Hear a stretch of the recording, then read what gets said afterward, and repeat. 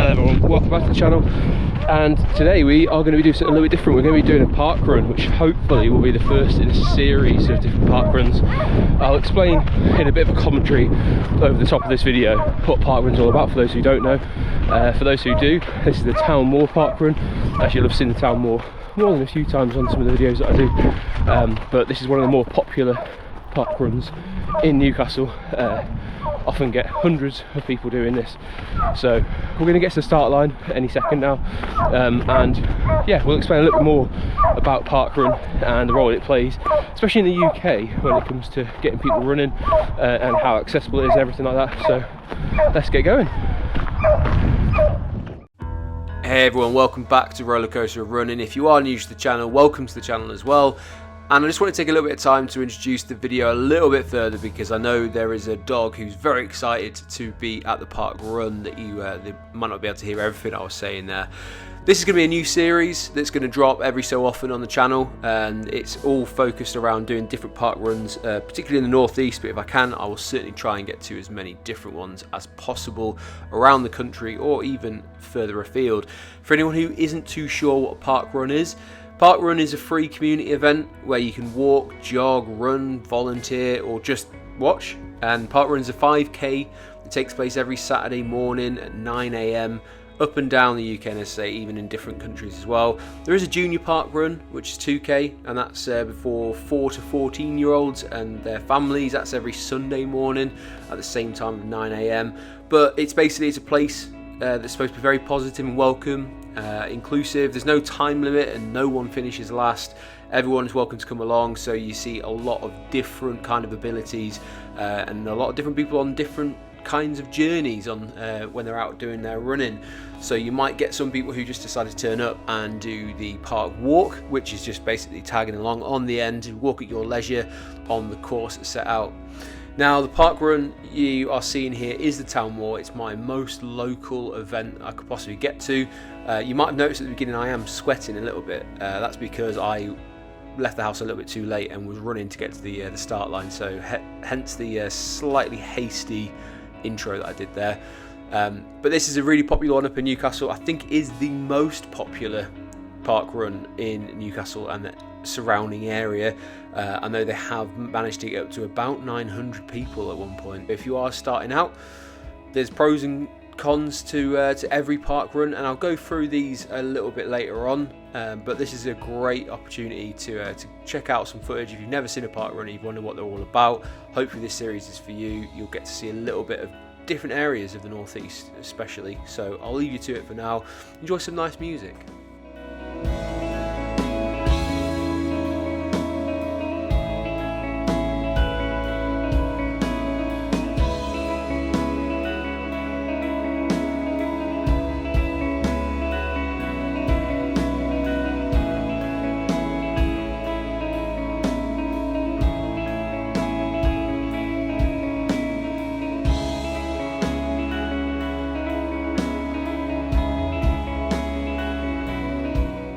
As I mentioned at the beginning there, this is a community event.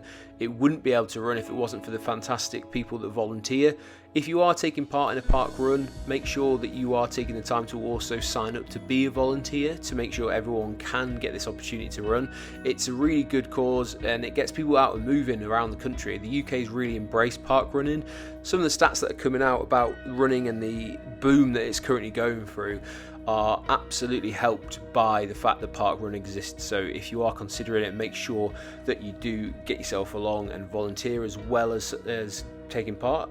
And the way you can do that, make sure you visit parkrun.org.uk and you can sign up. If you have already signed up, I'd love to know in the comments. Let me know what your favourite park run is. Would you go a little bit further afield and experience it? Have you been to the Town Moor park run? Let me know in the comments what you think of this one in particular and where else you think I should be trying out.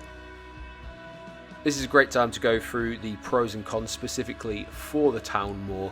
Now obviously for any park run it is a great opportunity to run in amongst crowds for free, and this one in particular up in the northeast is very busy, so you can get that chance to run amongst 300, 400, 500 people if not more each week if you aren't used to it on your training runs and you're going solo. This is a great opportunity to experience that for potentially the first time. It is also a very busy course, which is a negative. That first kilometre is very difficult to manoeuvre around in. If you are chasing that PB, this might not be the course for you unless you can set yourself a little bit further up the field than I did here.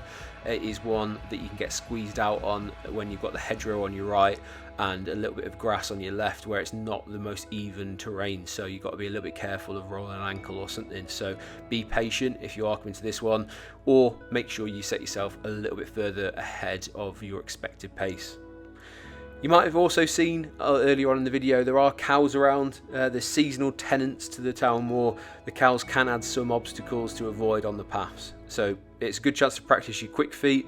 Obviously, this is their vacation home, so they can get a little bit spooked seeing hundreds of people running across their home. So make sure you are respectful and be cautious as well to the surroundings and the cows. But that being said, it's a nice little character stop. You might see the cows come quite close up to the paths, so you get a little bit of wildlife in there as well. But as I say, make sure you are courteous there. They do have expected pace signs, which means you can set yourself in theory around similar paced runners. A lot of people don't seem to take notice of that, and unfortunately you can get squeezed out and have to overtake quite a lot of people. So again, pro and con there, but at least it gives you a little bit of an idea, and if people are truthful, then you should finish around the same sort of people as well. It's a very flat course, which is absolutely a pro, so it's probably one of the flattest ones you'll be able to get in the northeast. Some very minor inclines, nothing to worry about, and they've got this fast finish for about 400 yards. You run towards the finish line, you can see it getting closer and closer, so you can put a little bit of a sprint finish in like I did here, and it's a good chance to practice your finish as well, and then you are funneled in, ready to receive your finisher token. Now the great thing about park runs in particular is they are, as I said, free, but you get a time at the end. It's a very interesting system, but you'll be handed one of these tokens at the finish line. You make sure you stay in line because their system works off of staying in order of where you finish.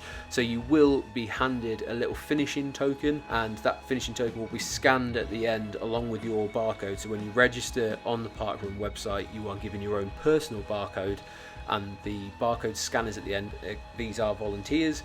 They will scan both, and then about an hour or two later on, once all the results have been verified and checked, they will then send you out an email which will tell you your finish time. Now, in my experience, it's not always accurate to where I have on my Garmin, so don't take it too seriously, but obviously if you are looking to improve week on week, this is where you would be looking for your finishing time. It also tells you how many you've done on that email and what your best time that year is and overall best time. So it's a great way to experience a timed event. Even if it's not 100% accurate, it'll be pretty damn close. Hope you've enjoyed this one, guys. Make sure you hit that subscribe button, and I'll see you real soon.